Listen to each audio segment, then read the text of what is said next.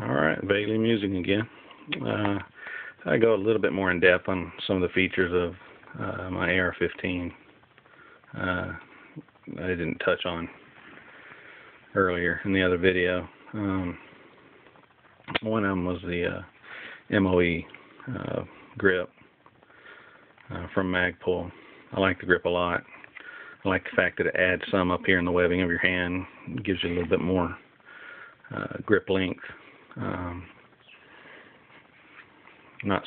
don't have huge hands, but it just feels a lot better. It gives me a little bit better finger positioning for my safety and also my trigger pull. It's good grip, and it's inexpensive. It's not the most expensive one. Comes with a floor plate on it that you can store stuff in. I put two CR123 batteries I can run in my Surefire, just a spare set. I was talking about the Leopold CQT, and one of the reasons why I really like it is because you don't have a projected reticle on it like you do with an aim point or a EOTech. Your reticle is not dependent upon electrical circuits and batteries to project the image on there. CQT is kind of like a cross between a scope and an aim point or a red dot, in that the circle dot that's in it is etched onto the glass.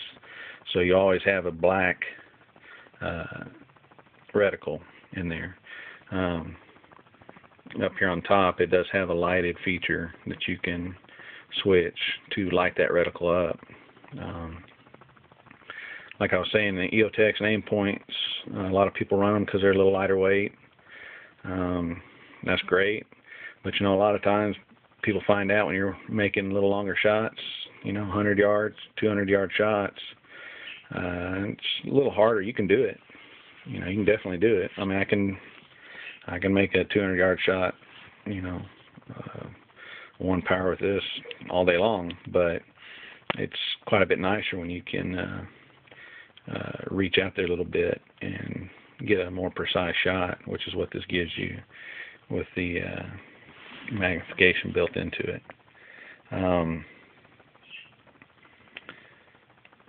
Because if you don't, virtually if you have an EOTech or an aim point, you end up not only buying the optic and the mount for it, unless you use one that comes with it, but you also have to end up getting a magnifier and a mount for it, and then you got two of them on there that you're having to worry about. Actually probably takes up at least as much space. I said this is a little bigger and bulkier, but in all honesty, once you get an optic and a magnifier on there, you're virtually going to take up the same amount of space, if not more. So it's not huge or super bulky by any means, but it's a one-piece unit. That's what I like about it. Plus, like I said, the reticle is always there. Let's see if I can get this where you can see it.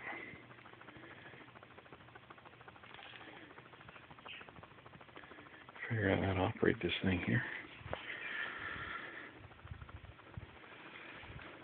Okay, so there you go. You got a circle dot. It's always there. Like I say, it does have the magnification. Sorry, man, I'm trying to do this one-handed. Not working too well. I'm camera retarded or something. Anyway, it does have the circle dot. It's always there.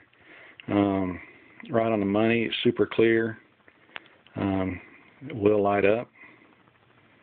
As you can see, it lights up in amber. Has two night vision settings, and then of course you get a graduated brightness levels. I think there's 11 total. One feature I do like about it is that just to the left of the on-off position, you have a position you can turn it to, which gives you your battery level. If it's real bright like that, it means your batteries are real good. You're good to go. As your batteries run down, that'll get dimmer and dimmer and dimmer, and it'll kind of let you know when your batteries are running out on it. But anyway, that's why I like to run the CQT. It's an expensive optic. Like I said, I didn't pay full price for it. I got a pretty good price from a buddy of mine, and I like it. I realize any optic can go down. You know, I could drop the weapon, crush it, or it can get shot, what have you, run over by a truck, whatever. But it's not real likely. So, and plus, doesn't give you a lot of room for any type of a backup sight. Anyway, the vertical grip, I believe it's a Falcon or maybe a CAA vertical grip. It was actually almost an inch longer. It's the short vertical grip, but it was actually a little bit longer. I went ahead and cut it down a little bit shorter. Like I said, I don't use it like a normal vertical grip. It doesn't give you good stability.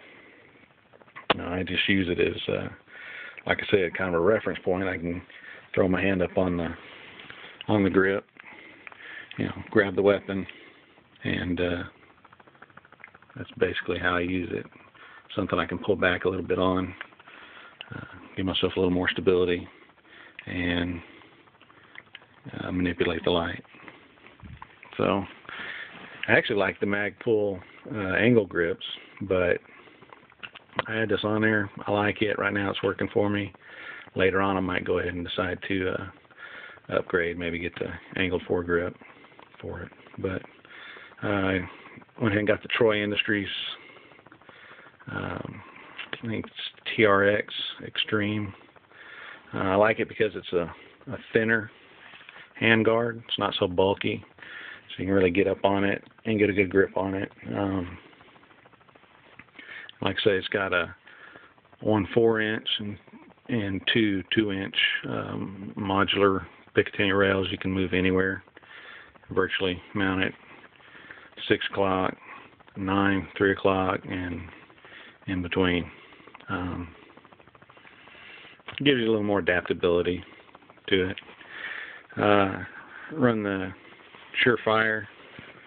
It's the 6P. I put the LED bulb in it simply because of battery life. It puts out 85 lumens of light, which is plenty of light, I think, in a tactical situation.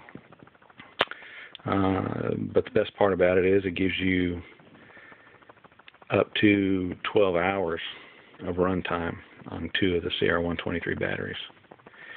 So that's one feature I liked about that. That's why I run it.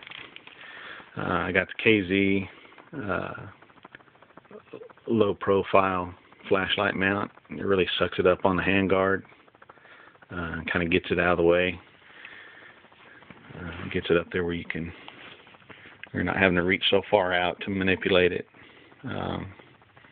It's just right there at your fingertips, and it also fits a little better in your bag. It doesn't stick out quite so much.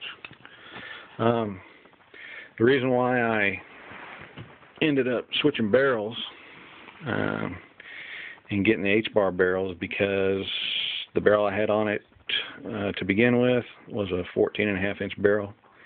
Had a Phantom flash hider on it, which is a great flash hider, but it was pinned to it.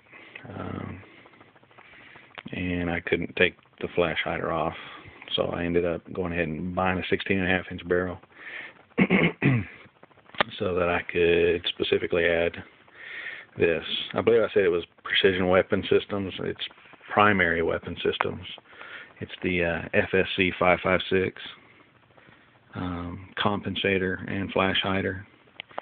And I can tell you right now, this is a fantastic item to have on your AR. It really is. It takes away, in my opinion, a great deal of felt recoil. I would say in the 60% range for me. And like I said, not only that, take felt recoil and lower it considerably, but it also gives you virtually no muzzle flip at all. The weapon does not rise when you fire it. It virtually shoots, the recoil is straight back into your shoulder, and you can really put a lot of firepower down range and virtually stay on target. It's extremely fast, second, third, fourth, fifth shots. So that's why I have that on there. Plus, this particular one has a smaller flash hider. It works really well. Like I said, watching some of their videos, basically it maybe puts out maybe about a golf ball size dull orange flash. So it does not mess with your low light vision and your optics. It doesn't get in the way. I like that. Seems to work real well. Like I said, it just makes your follow-up shot so much faster. And a lot of muzzle brakes that you find on some of the different AR-15s and different rifles like that, you know, people say if you're standing beside it, you know, it's extremely loud and uncomfortable to shoot beside. And I don't notice that with this one. I got friends that have the standard AR-15 A2 birdcage on theirs, the phantom flash hiders, and to be honest with you, I've stood beside them all, and I can't tell a lot of difference, if any. So it's not unpleasant to be to have somebody standing beside you shooting one of these things. Not any more so than the standard birdcage, anyway. So anyway, it's just a little bit more in-depth review of my AR-15. Say if you have any questions, just send me a message. I'll see if I can answer any questions or help you out. I appreciate it. Have a good one.